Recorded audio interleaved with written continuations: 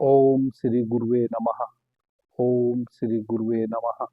ओम श्री गुरुवे नमः। बाबा जी को चैनल पर आज की चर्चा में मैं आप सभी मित्रों का स्वागत करता हूं। आदरणीय मित्रों, जैसा कि आप जानते हैं, हम स्वर विज्ञान की सीरीज इस चैनल पर चला रहे हैं। अभी तक 26 के करीब चर्चा हम इस चैनल पर स्वर विज्ञान से संबंधित कर चुके हैं। स्वर योग नाम से हमने एक प्लेलिस्ट बनाई है जिसमें सभी चर्चाएं हमारी उपलब्ध हैं। आदरणीय मित्रों, पीछे हम अपने स्वरों में तत्वों की कैसे पहचान करें उस संबंध में चर्चा की है। जैसे हमारे सूर्य और चंद्र स्वर का स्वभाव है, वैसे ही कब कौन सा तत्व बह रहा होता है तो उसके भी कुछ शुभ अशुभ परिणाम होते हैं। आज की हमारी चर्चा का विषय रहेगा कि कौन से तत्व का कौन सा दिन है। चंद्र स्वर में यदि पृथ्वी तत्व बह रहा हो तो पृथ्वी तत्व का कौन सा दिन है। तो उस समय में हम यदि कोई कार्य करते हैं तो उसका हमें क्या लाभ होगा। यदि चंद्र स्वर की अपेक्षा यदि चंद्र स्वर में ना बह के सूर्य स्वर में हमारा पृथ्वी तत्व बह रहा हो और दिन वही हो जो पृथ्वी तत्व का है, तो हमें कितना लाभ मिल सकता है उस दिन उन कार्यों को करने से जो पृथ्वी तत्व में करने चाहिए। यही आज की हमारी चर्चा का विषय रहेगा। यदि मित्रों को तत्वों की पहचान करना नहीं आया है तो मैं 2-3 पीछे इस चैनल पर चर्चा कर चुका हूं कि हम अपनी श्वासों में तत्वों की पहचान कैसे करें। क्योंकि आने वाली जितनी भी हमारी और चर्चा होने वाली है उसमें श्वासों में तत्वों का बड़ा विशेष योगदान है। जितनी भी आगे हम चर्चा करेंगे उन चर्चाओं के शुभ अशुभ फलों का विचार हम तत्वों के माध्यम से ही कर पाएंगे। यदि आप अभी तक अपनी श्वासों में तत्वों की पहचान नहीं कर पाए हैं तो पीछे बताए अनुसार आप अपनी श्वासों में तत्वों को साधने की कोशिश करें। यदि आप स्वर विज्ञान का सच में लाभ लेना चाहते हैं, स्वर विज्ञान के सूक्ष्म अनुभवों से गुजरना चाहते हैं। आदरणीय मित्रों, सर्वप्रथम तो एक सूत्र में भगवान शिव सर्वोदय विज्ञान में माता पार्वती को कहते हैं, लाभ है पृथ्वी कृतोच हनि शयनिशायाम लाभ कर जलम वहनो मृत्यु अक्षयो वायुर्भस्थानम दहेतक वाचत। शिव सर्वोदय विज्ञान का 77वां श्लोक में भगवान शिव कह रहे हैं माता पार्वती को कि हे देवी, दिन में यदि चंद्र स्वर किसी साधक को बहता है, दिन में चंद्र स्वर में पृथ्वी तत्व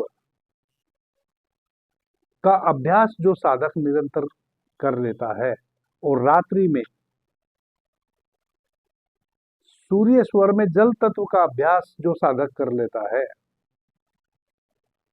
वैसे साधक को किसी भी प्रकार का कभी भी दुर्भिक्ष नहीं घटता, यानी कि वह लाभ के अतिरिक्त और कुछ नहीं कमाता। उसको प्रत्येक क्षेत्र में लाभ ही लाभ होता है। लाभ के अतिरिक्त कभी उसको हानि के दर्शन नहीं होते। किसको? जो दिन में पूरा दिन सूर्योदय से लेकर और सूर्यास्त तक जिसका चंद्र स्वर बहे और चंद्र स्वर में पृथ्वी तत्व बहे। संध्या सूर्यास्त के उपरांत और अगले दिन सूर्योदय तक सूर्य स्वर बहे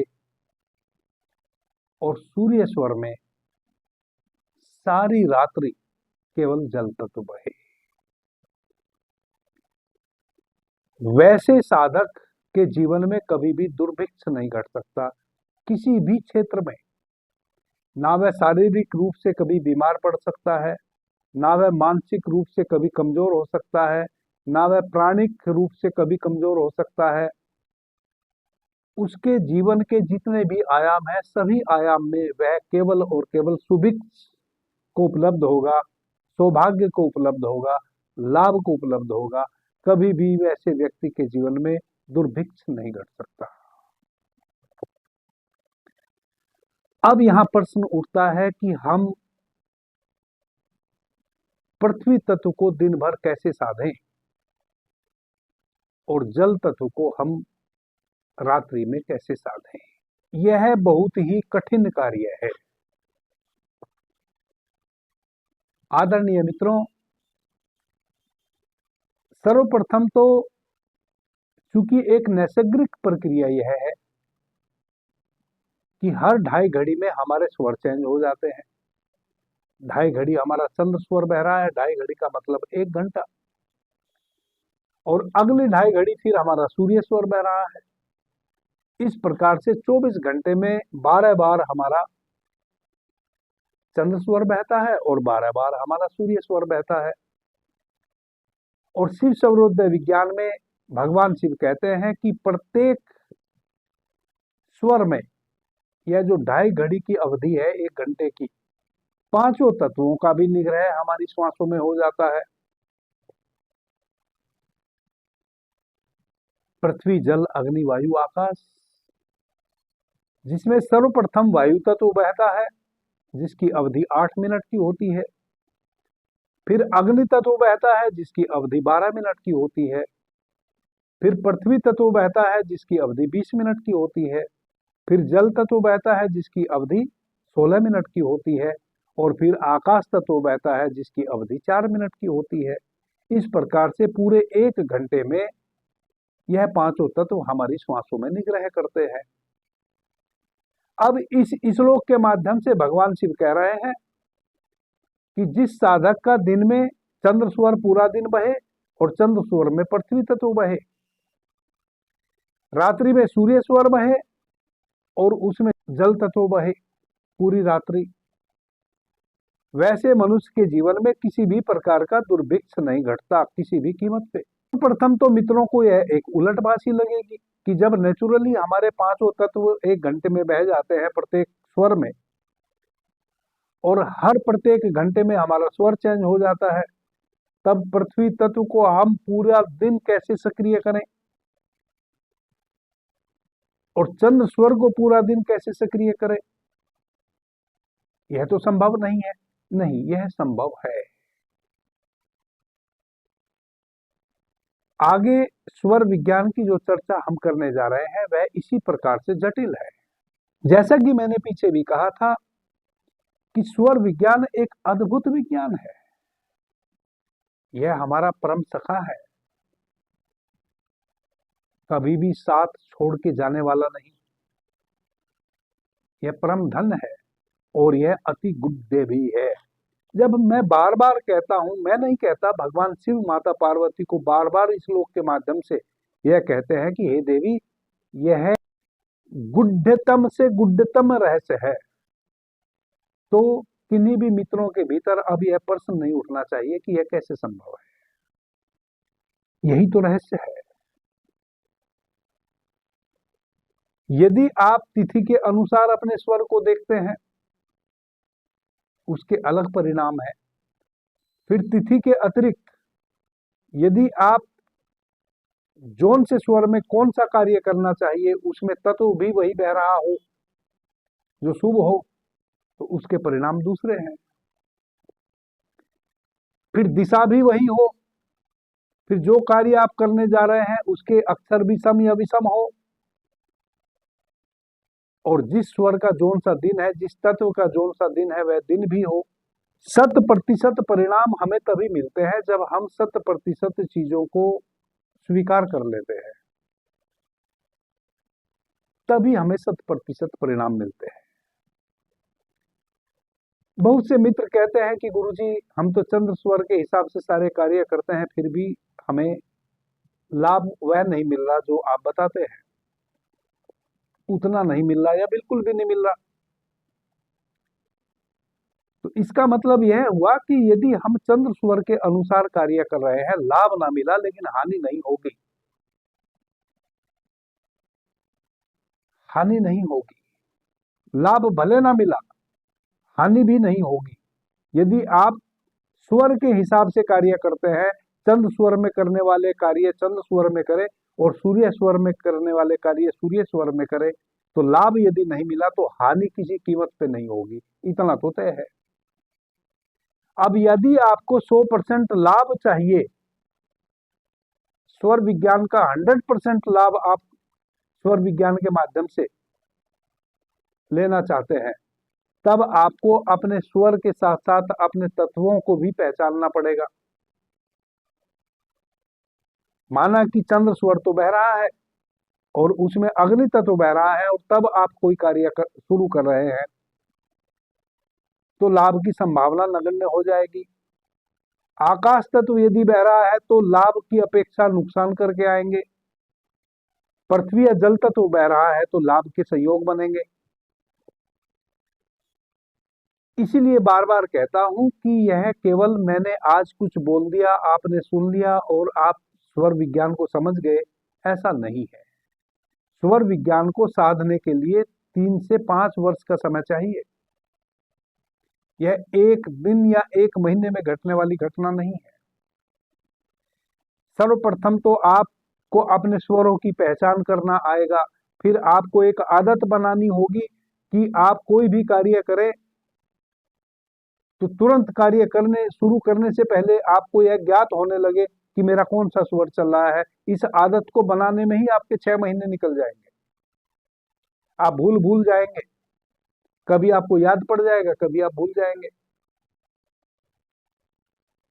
इसके अतिरिक्त यदि आपके गलत स्वर बह रहे हैं, स्वर उस अनुरूप नहीं बह रहे हैं, यानी कि तिथि के अनुसार या समय के अनुसार जो कार्य आप करना चाहते हैं उसके अनुसार स्वर नहीं बह रहे हैं, फिर कई महीने लग जाएंगे आपको स्वयं से स्वर चेंज करने में।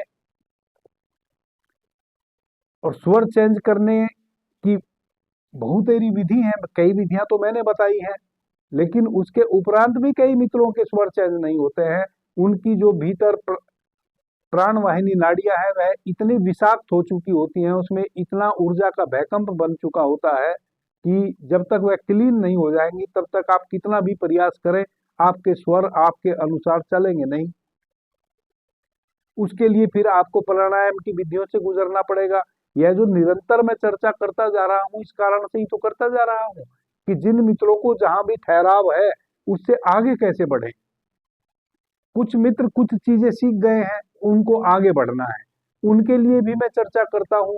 कुछ मित्र हैं जो बिल्कुल भी सीखने का प्रयास कर रहे हैं लेकिन आगे नहीं बढ़ पा रहे हैं।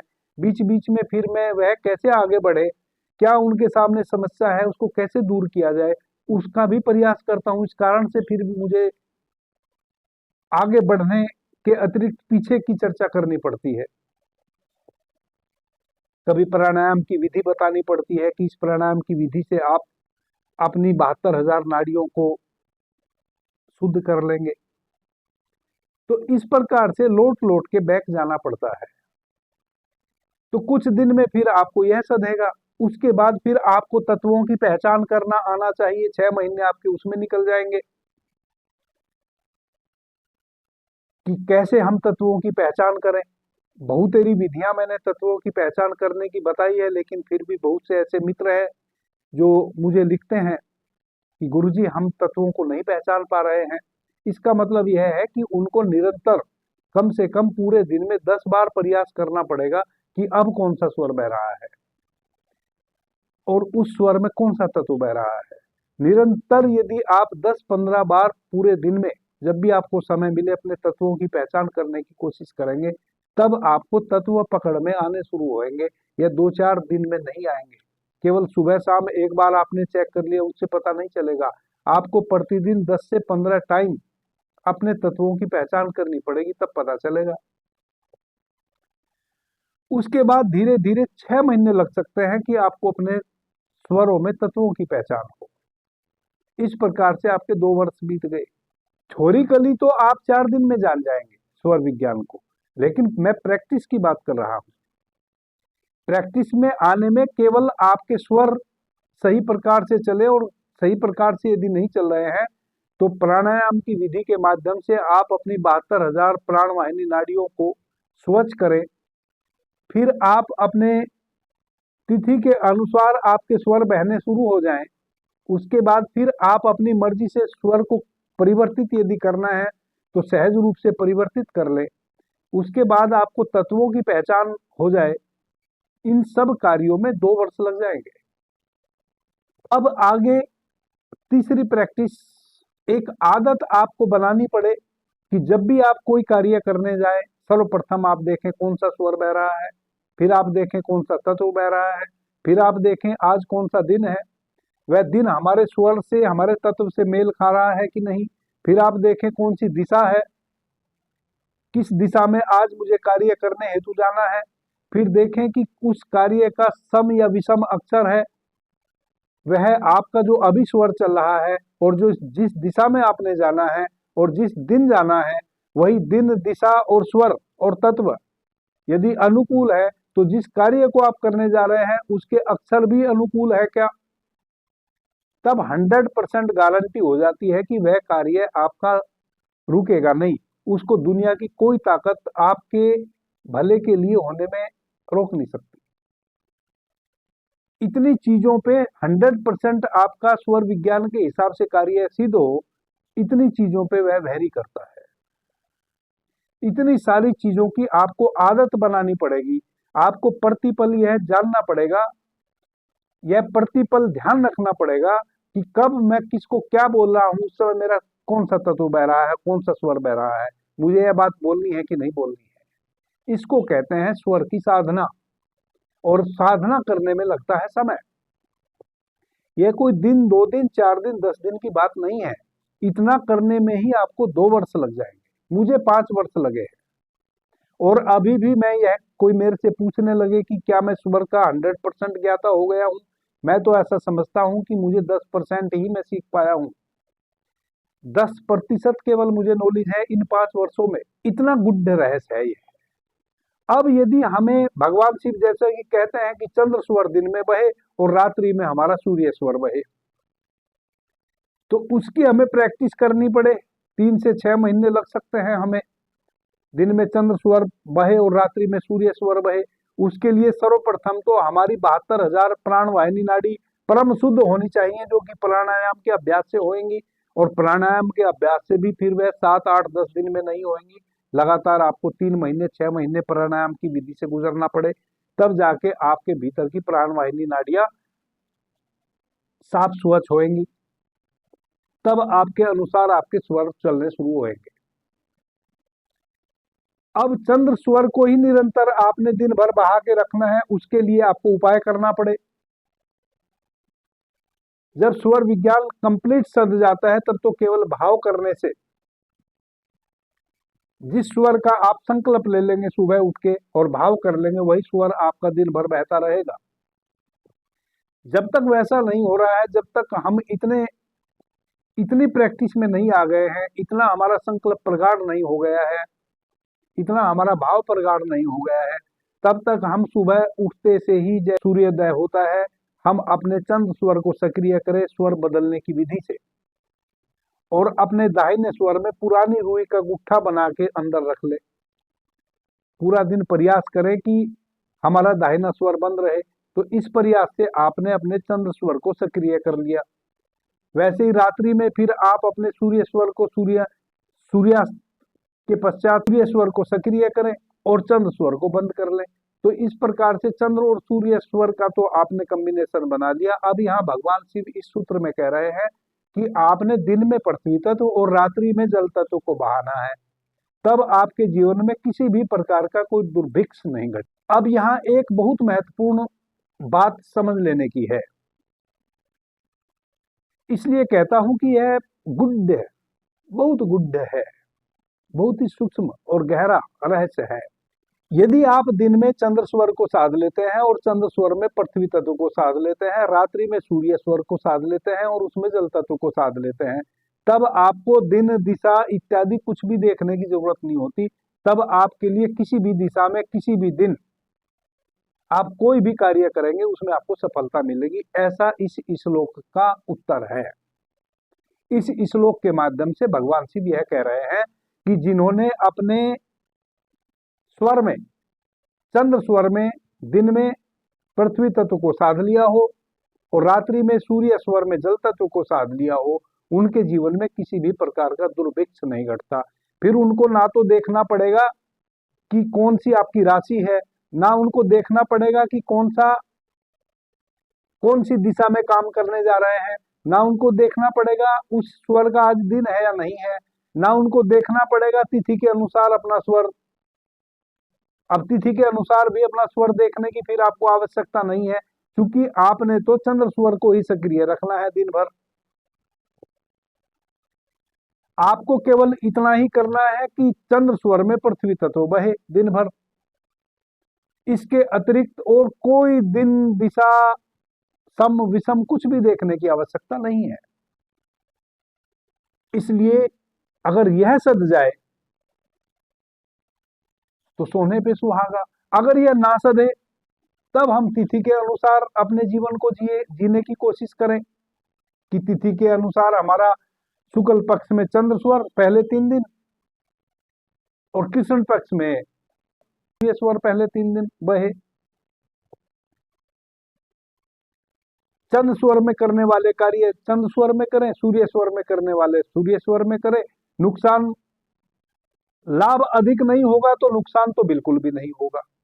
यदि 100% स्वर विज्ञान की जो महिमा है, जो स्वर विज्ञान में के संबंध में कहा जाता है कि आप स्वयं, जो स्वर विज्ञान के ज्ञाता है वह स्वयं अपने भाग्य विधाता होते हैं। वह इसलिए कहा जाता है कि यदि आप इस प्रकार से स्वर विज्ञान को साध लेते हैं तब आपके जीवन में जो आप चाहेंगे वह होगा, कोई दुर्भिक्ष नहीं घट सकता। हमने चंद्र स्वर और सूर्य स्वर को तो रुई लगा के साध लिया, अब तत्वों को कैसे साधें? इसके लिए भी इसका भी साधन है। आपको पृथ्वी तत्व का ध्यान करना पड़ेगा। पृथ्वी तत्व का ध्यान कैसे करें? पृथ्वी तत्व की जो ध्वनि है वह लम है, पृथ्वी तत्व का जो रंग है वह पीला है, पृथ्वी तत्व का जो स्वाद है वह मीठा है, और पृथ्वी तत्व का जो केंद्र है वह मूलाधार चक्र है। यदि आप पृथ्वी तत्व के बिंदु का ध्यान करेंगे अपने आज्ञा चक्र पे और लम ध्वनि का उच्चारण करेंगे तो धीरे धीरे कुछ दिनों के अभ्यास से पृथ्वी तत्व आपका सध जाएगा। जब आपको पृथ्वी तत्व एक्टिव करना हो, आप आंख बंद करके बैठिए, पीले बिंदु का ध्यान कीजिए अपने आज्ञा चक्र पे, लम ध्वनि का उच्चारण कीजिए, उसमें डूबिए, भीतर भाव कीजिए कि वह जो पीला बिंदु है वह मेरे पूरे शरीर में फैल रहा है, बड़ा हो रहा है। अब उस पीले बिंदु ने मेरे पूरे शरीर का आकार ले लिया है। इस प्रकार से पृथ्वी तत्व से आप ओतप्रोत हो जाएंगे, और जब तक आपका यह भाव बना रहेगा तब तक आपका पृथ्वी तत्व ही सक्रिय रहेगा, बाकी तत्व आपके निष्क्रिय हो जाएंगे। इस प्रकार से आप पूरा दिन पृथ्वी तत्व को बहा सकते हैं। इसके लिए आपको 2 महीने, 4 महीने, 6 महीने, जब तक आप अपने आज्ञा चक्र पे उस पूरे बिंदु को पूरे शरीर में बढ़ाना ना सीख जाएं, तब तक आपको पृथ्वी तत्व को साधना पड़ेगा। जब इस प्रकार से पृथ्वी तत्व सध जाएगा तब आपके भाव मात्र से दिन में चंद्र स्वर और चंद्र स्वर में पृथ्वी तत्व बहने लगेगा। जब तक आप यह संकल्प लेके रहेंगे कि इतने घंटे यानी कि सूर्योदय से लेकर और सूर्यास्त तक मेरा पृथ्वी तत्व ही सक्रिय रहे, आप अपने आज्ञा चक्र पे उस पूरे पीले बिंदु पे ध्यान करते हुए यह संकल्प लेंगे, जब यह सध जाएगा तब आपका पृथ्वी तत्व ही निरंतर बहता रहेगा पूरा दिन। इसी प्रकार से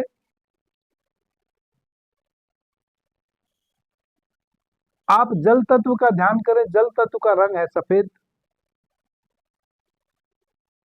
और जल तत्व की जो बीज मंत्र है वह है वम, वा पे अंक, वम। आप अपने आज्ञा चक्र पे एक सफेद बिंदु का ध्यान करें, वम ध्वनि का उच्चारण करें,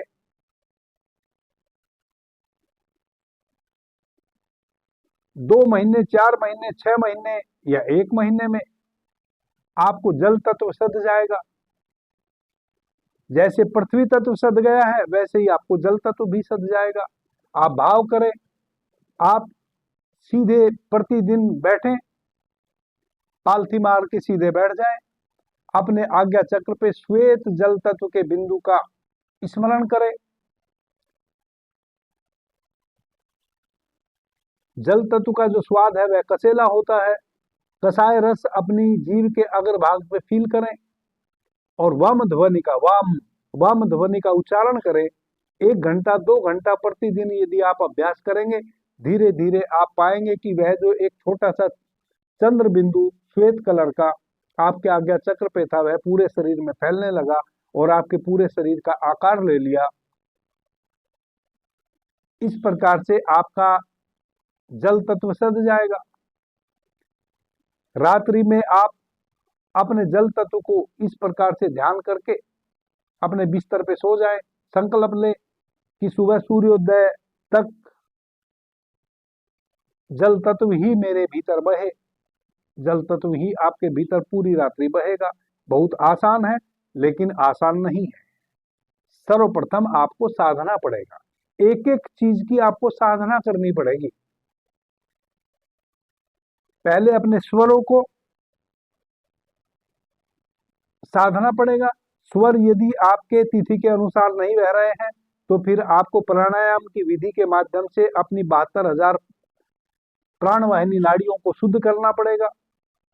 उसके बाद अपने तत्वों की पहचान करनी पड़ेगी जो आपकी श्वासों में 5 तत्व प्रत्येक 1 घंटे में निग्रह करते हैं। उसके बाद अपने तत्वों को बढ़ाने के लिए 2 तत्व बहुमूल्य हैं जो हमारे जीवन में किसी भी प्रकार का दुर्भिक्ष नहीं घटने देते।